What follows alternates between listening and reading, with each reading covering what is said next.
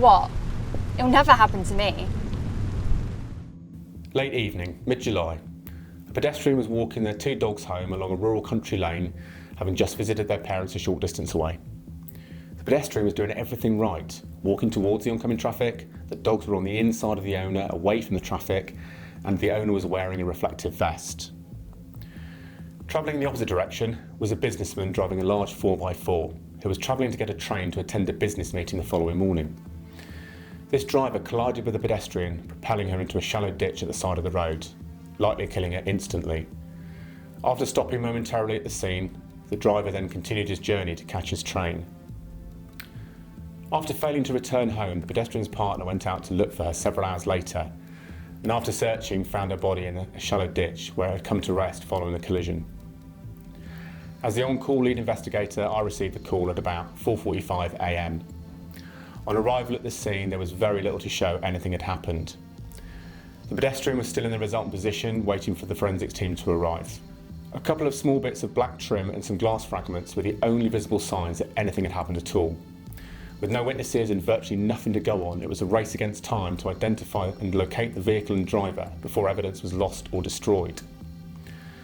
Following some exceptional police work by many officers, the vehicle was identified and located approximately 80 miles away from the scene later that day, and by 10 p.m. that evening the driver had been located and arrested some 300 miles away.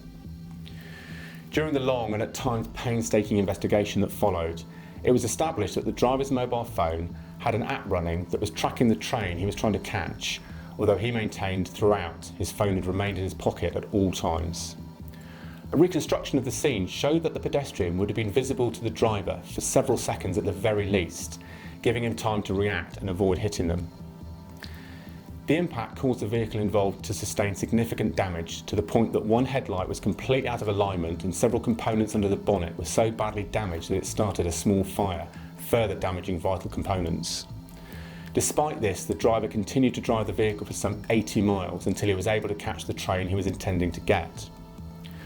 The driver was charged with, amongst other offences, causing death by dangerous driving and dangerous driving due to the condition of the vehicle following the collision.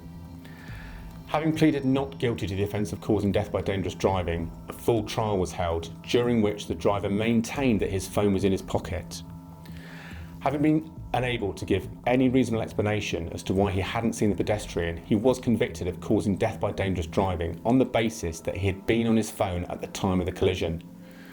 A man with a very successful global business and no prior convictions ended up in prison because he chose to have his eyes on his phone and not on the road. This decision led to the death of a completely innocent pedestrian and should never have happened. Don't think it'll never happen to you.